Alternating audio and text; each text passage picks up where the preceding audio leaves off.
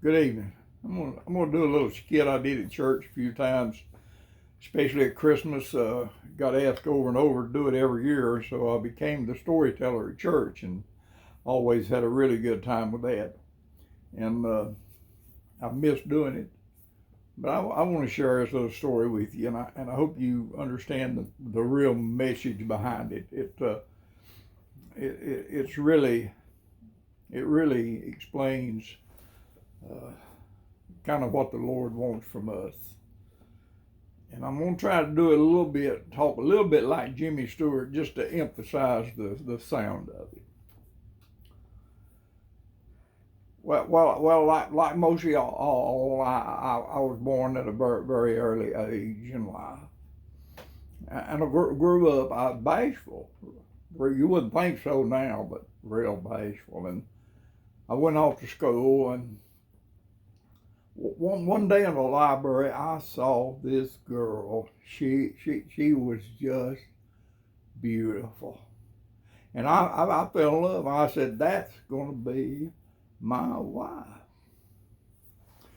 Well, after about 6 months, I got up nerve enough to ask her what her name was, and she said Margaret, and I said, "Margaret? That's the prettiest name I've ever heard, Margaret." Well, anyway, to make a long story short and not bore you, we finally dated after another 6 months. I asked her out, and I was so in love. And so Margaret and I got married, and we finished school. And so we bought us a little house, and was doing fine. One day Margaret came to me and she said, "I'm PG." I said, "Well, I'm RM." What do you mean, PG? She said, "Oh, I'm pregnant." Oh boy, something broke inside. I was gonna be a father. And I was just so ecstatic.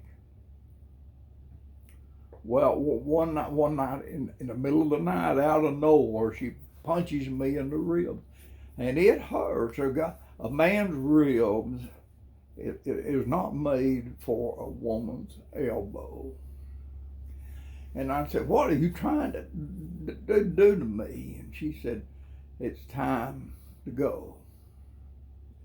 And I said, time to go to sleep?" And she said, "No, the baby's coming." Boy, I panicked. I put on two different kind of shoes, and I went by the road to the hospital twice before Margaret got me straightened out. I was just all to pieces. I was going to be a father. So we got to the hospital, and they put me in this little room, and I'm waiting. I'm walking and waiting and waking and walking.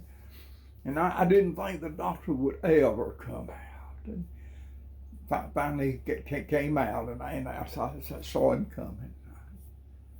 I bent over the water spigot and got me a drink of water and just sprayed it all over my face. I felt like a fool. I was so excited. And he said, "I've got good news, and some is not quite real good." And I said, what do you mean? He said, "You got a baby boy, and he's doing well, but he may be slow." I said, "Slow? You mean like me? So just slow?" He said, "Well, not exactly." And so I was devastated. I didn't know what to do. So I went in to Margaret, and I said, and they brought and we named him Little Harley. Little Harley. And they brought Little Harley in, and he looked perfect to me. And Margaret and I, we just thank God for him, and we took little Harley home. And Harley was slow. He was slow. He couldn't get sentences together and stuff. But he got my heart. This little boy just got my heart. And we loved him, and we took care of little Harley. And then school started, and one day before Christmas, Harley came home, and he said, or he had a note, and the teacher said, "We want Harley to be in the Christmas play." And I thought, not Harley. He's not ready for that. Well, she had put in there, he only had 2 lines. There's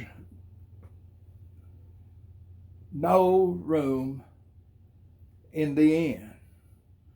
And so we broke it down into 2 lines. There's no room in the inn, so little Harley could understand it. And so he was going to be the innkeeper. And so I got into that. I started with Harley, and I worked with him, and I worked with him, and worked with him. And finally, Harley got it. He said, "There's no room in the inn," and just smiled. Well, the night of the big play, I was on the front row, and I was all to pieces. I just wanted Harley to do good. I wanted Harley to say his part and just do good. And so I'm sitting there, and so here he comes out with this little outfit on, a rug-looking thing, and a sash around his waist, and a thing on his, and he looked like one of them Arab Bodines or whatever they are. And I was so proud of little Harley, and he looked at us, and he just smiled. Well, he's standing there, and here come Mary and Joseph. And they come out on the stage, and Joseph said, "We need a room." And little Harley, he nailed it. He spoke right up. He said, "There's no room in the inn." And something happened. Little Joseph, and they started ad-libbing, and come on, we got to have a room. Can't you see Mary's pregnant? And little Harley was getting frustrated. He said, "There's no room in the inn." And he looked towards us, and I didn't know what to do. And they kept on, and she said, "Oh, give us a room. Just let us have any room. Surely you have a room." And little Harley stuck to his guns. I'll give him that. He said, "There's no room in the inn." Well, he was getting frustrated, and I seen tears come in his eyes, and I was already all to pieces anyway. And finally, Miss Edwards from a side, she's seen what's going on, and she come running out there, and she said, and she motioned them and get off the stage, and I was so happy. Well, they turned and started off the stage, and something happened that changed Christmas for me forever. Little Harley got an idea. He got an idea. And they were walking away, and he said, wait.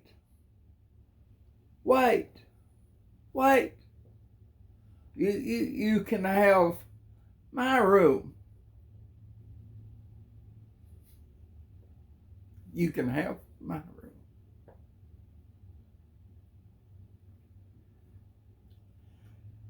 And you know, from that time on, Christmas has had a special meaning for me. I've told this story so many times, and my heart gets full, because I think that that's all that he wants from us.